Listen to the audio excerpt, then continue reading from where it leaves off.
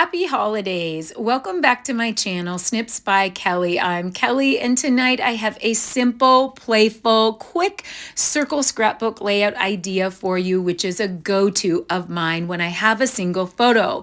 We're scrapbooking this single photo of my grandson, Carter Kirk, in the snow many years ago, and we're using the Snowy Scenes Designer Series paper, what I have left of it, and the sticker sheet.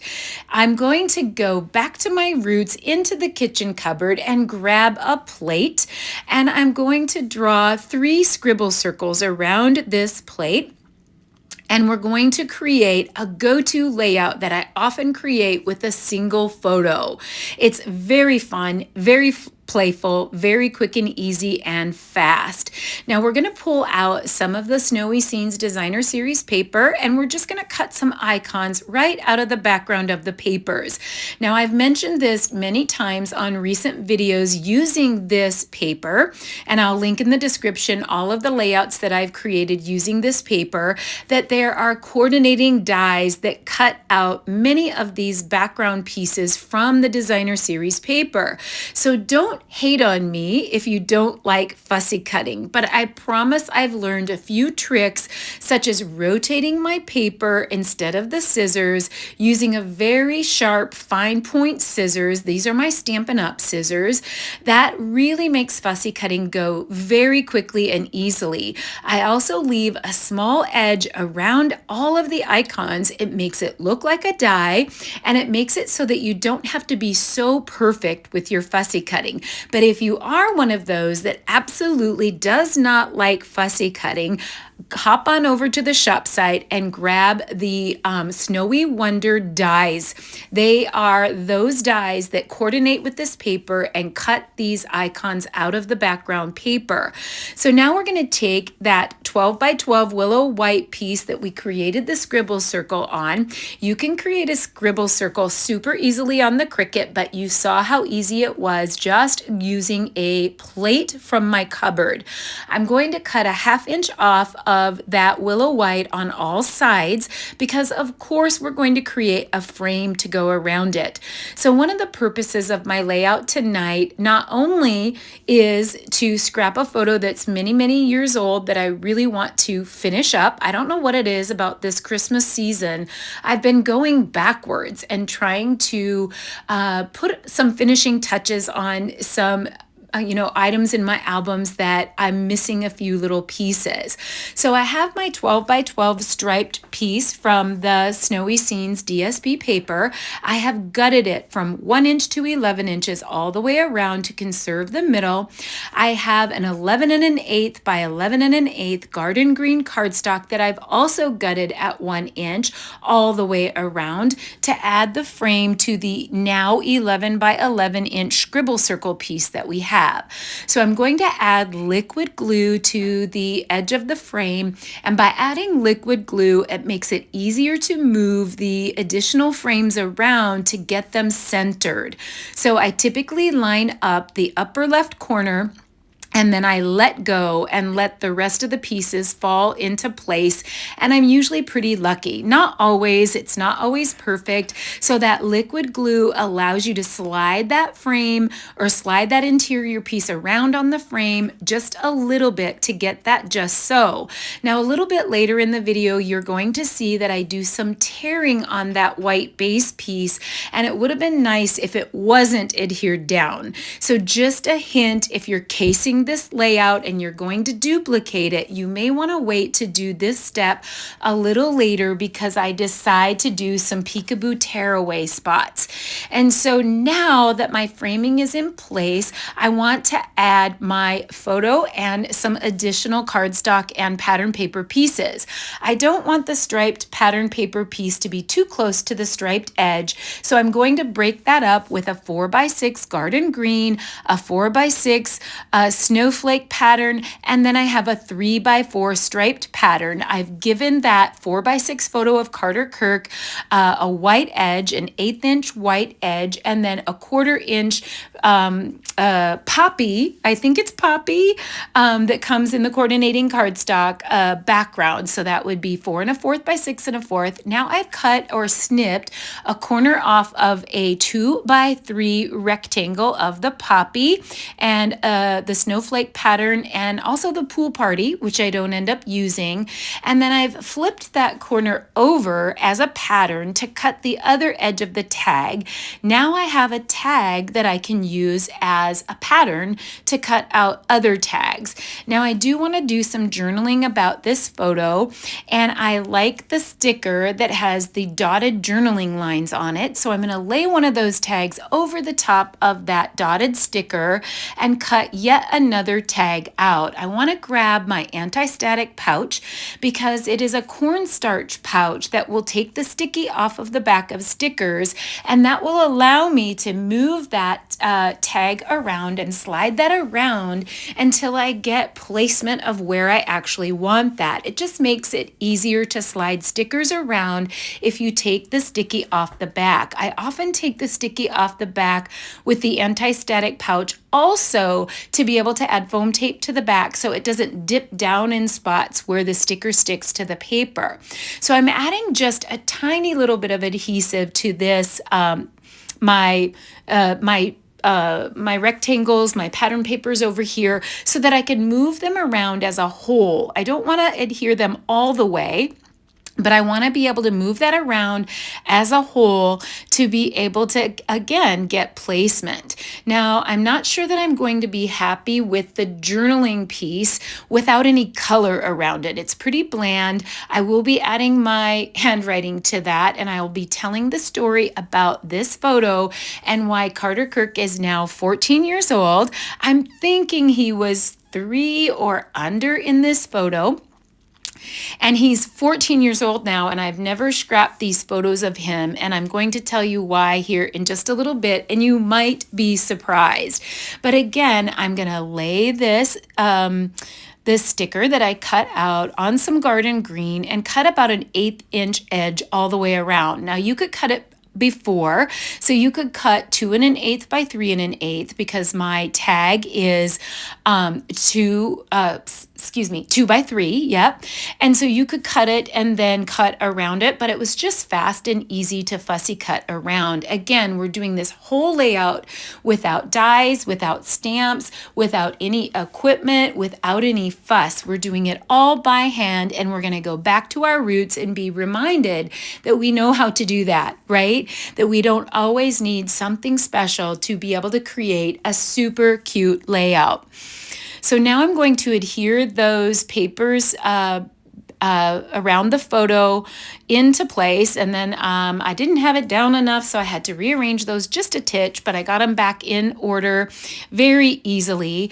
Now I like the idea of these tags being layered over here, and I don't end up using the pool party tag. I just end up using the garden green with the journaling and the snowflake pattern and the poppy. And then I envision some of these little pieces. Of course, as predictable as it might be, they're going to create a wreath style layout. So why is this called a wreath style layout? Even though it has winter icons going all the way around, it is creating a circular wreath around a focal photo. And so this is going to be one of those wreath style layouts, and I have done many of them. I love them. I love them when you have extra icons left over. You could even do a wreath style layout with our ephemera packs. I think that would be so cool and so fun, but obviously a leaf style layout, wreath layout. I've done, goodness, I've done baby icons. I've done birthday icons. I've done toys. I did a little toy layout like this for my grandson, Waylon James, where there were toys all the way around the scribble circle. In fact, that was so cute. I'm going to link that in the description to give you some more inspiration and ideas, and you can check that video out. So now I'm getting that outer arrangement. I want the larger snow globe in the corner. I want to cluster some of those icons. I want a little cluster to the lower left of Waylon James, Carter Kirk's photo. And yeah, it's so hard because you guys have seen so much of Waylon James because he's the littlest. And I did so much scrapping of Carter Kirk when he was little. And now that he's bigger, it's a little hard. I have like far away baseball photos of him. I did get some good ones of him at the band concert. He's in a lot of sports, and I'm not that great at taking sports photos, and I'm very behind on sports layouts. And so you haven't seen near as much of Carter Kirk, but I have tons of Carter Kirk when he was Waylon James's age, of course. And so basically, I'm going around now and I'm going to pop up about every other icon. And that's kind of a little trick that I do too for dimension. So you don't have to pop every single icon up, but if I have a cluster of 2 or 3, I'll pop up the top piece, or I'll leave one flush and the next icon popped, and so on and so forth all the way around.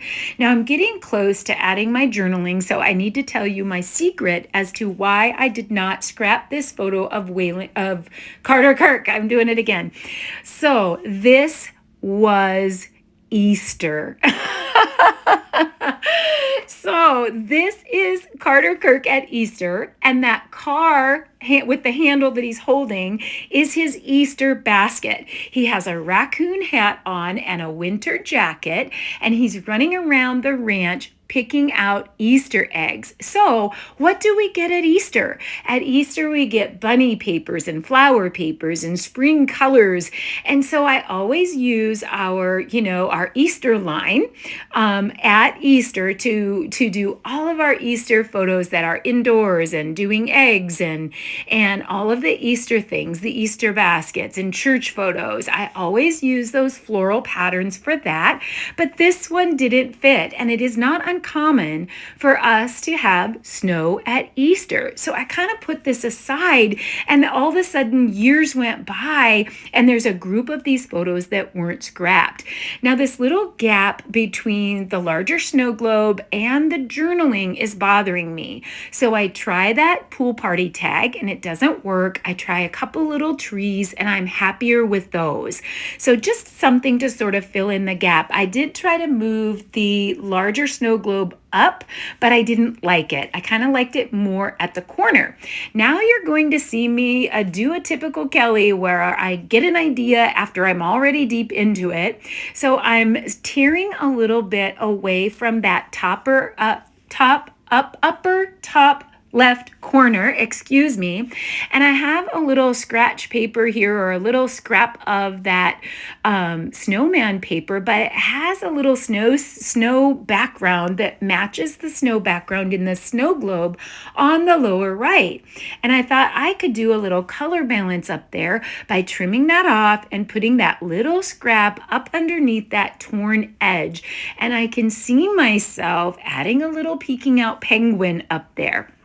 Now, we don't have much for stickers, and I'm creating a lot more layouts with this series, and we don't really have any great title on the sticker sheet that matches, except for this little bitty fun. We don't always need to have a huge title. So I'm going to tuck that little fun right underneath the tree, and then I'm going to cut a partial penguin out and tuck that little partial penguin up under that little torn edge up there for added interest. Now, I did choose the faceted trio gems for this collection that I want to use, but I obviously needed to pull out the peppermints. The peppermints go so much better with this. I love those faceted gems, and I'm going to use them throughout the rest of this simple workshop.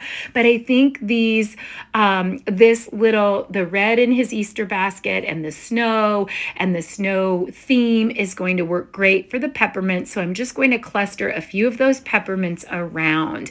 So I know it might be strange to be scrapbooking an Easter photo with a winter theme, but it isn't strange for South Dakota.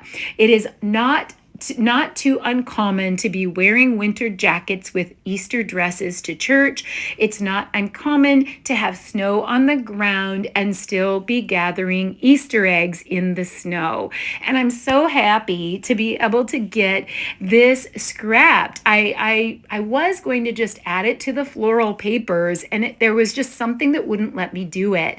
And so the only photos I have left of this year with Carter, Kirk, and the other kids are all winter snow photos outside at Easter. So I see myself doing a cute little companion page, maybe even just a simple grid style page, companion page with this layout to finish out those photos from Easter. I'm thinking 11 years ago. It feels so good to have completion to that. And Carter Kirk's little face, he's so adorable. I love all these winter icons. And I hope you enjoyed going back to our roots and doing simple fussy cutting, using a plate out of the kitchen cupboard to make our scribble circles and making everything by hand. And I think it turned out great. I'm super happy. Thanks so much for watching. Happy holidays and come back soon. Bye-bye.